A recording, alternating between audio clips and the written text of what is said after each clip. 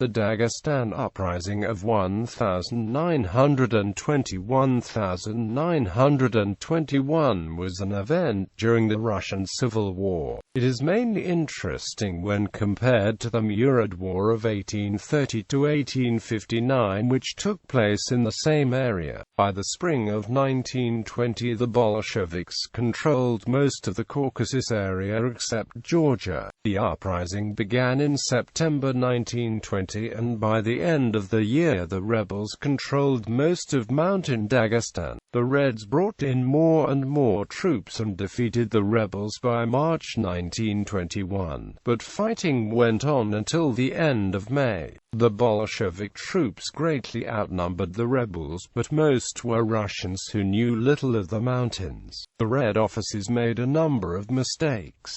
The resistance was led by the same Naqshbandi Brotherhood that had supported Shamil. Most of the native Bolsheviks had been killed earlier in the war. The military geography had changed a good bit since the time of Shamil. Baku was now an oil boom town. There was a railroad up the coast from Baku which connected to the main rail network of Russia. Petrovsk, formerly Tarki, now Makarkala, was an important port with a working class that might support the Bolsheviks. From Petrovsk there was a road and railroad to the military center of Temir-Khanshura. Further, a good road led south to the important road junction of Kanzamahe. From Mitpura roads led east and south. Also from Kanzamahe a road led northwest to the Avar capital of Kunzik and through Botlik over the Andi Ridge into Chechnya, Shamil's old capital of Vidin and Grozny. This U-shaped route avoided the Avar-Koizu Canyon. The road crossed the canyon at the Salty Bridge west of Kanzamahe, south of which was the Russian fort of Garnib. Most of the fighting was along or inside this U-shape. There were now machine guns.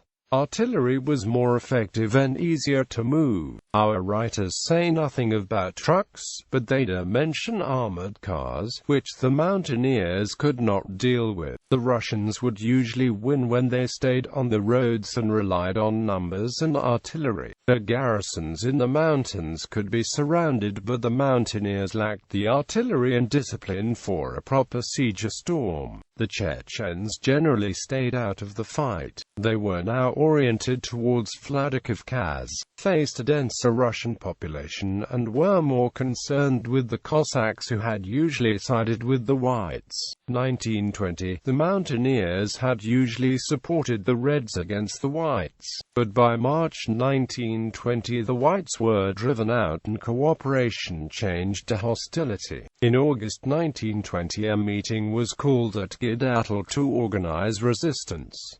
Sedbey, Shamil's grandson, came from Turkey as nominal leader. Early in September rebel bands began crossing the main chain from Menshevik Georgia into the upper valleys of the Andi and Avar Caucasus. Originally about 600 men, the number soon increased to around 6,000 and perhaps 9,700 by January 1921. The Reds responded by moving an inadequate force of about 1,000 men up to the line Botlik-Kunzik-Garnib. In late September much of the Botlik force moved south and was destroyed. About the same time the Kunzik force tried to move south and had to fight its way back with heavy loss. On the 9th of October the rebels captured the Salty Bridge, cutting communication between Kunzik and Garnib, partially besieging them. On the 13th of October a Red force was sent south from Temir-Khanshura to take Arakani, but on the 30th of October it unwisely entered a narrow valley and all 700 men were trapped and killed. After the 4th of November the Reds brought two more regiments from Baku under Todorsky and relieved Garnib and Kunzik. On 9–16 November the so-called 1st Model Revolutionary Discipline Rifle Regiment went south from Grozny and occupied Botlik without much trouble. 2 days later 250 men went east down the Andi to Munich, which they looted. They went further downstream to Ortakolo, were surrounded by rebels, including the enraged population of Munich, and were killed to the last man. Bolshevik was surrendered, and all the disarmed Red soldiers were slaughtered, about 700 men, only a few escaping to Grozny. In the second half of November, Soviet forces spread out from Kunzik and Gunib. On the 7th of December, Red units in the Bolshevik sector fell back on Kunzik. On the 10th of December, the rebels took Kanzamahay, effectively besieging Kunzik and Gunib for a second time. On 20 to 26 December, an attempt to retake Kanzamahay failed. 1921, more troops were brought in, and on the 2nd of January, Kanzamahay fell and 140 prisoners taken. This is the only mention of prisoners taken throughout the war. Gunib was relieved the next day. North up the canyon was Gurgebel, which was considered the key to the relief of Kunzik. On 7 of the 8th of January 2686 men began the attack. On the 26th of January the place fell to a night attack. Todorsky justified the heavy losses on the grounds that difficult victories demoralized the enemy. 2 days later Kunzik was relieved for a second time. The next move was north down the canyon to Arakani and Gimri.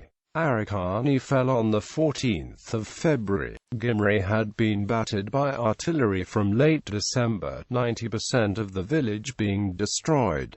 On the 18th of February it surrendered. With the core area occupied, other places began to surrender. On the 19th, Ashitla west of Gimri was occupied by 125 officer cadets. All were killed during the night, and the next day 52 mutilated bodies were found.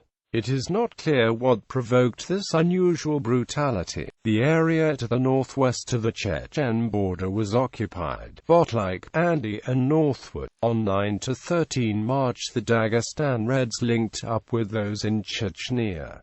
On the 15th of March the Petrovsky Military Soviet declared the uprising liquidated. Meanwhile, on the 25th of February, Tiflis was occupied by the Red Army. With Georgia now under Soviet control, the remaining rebels in Dagestan were surrounded. The rebels made their last stand at Gidatal, where the uprising was first organized.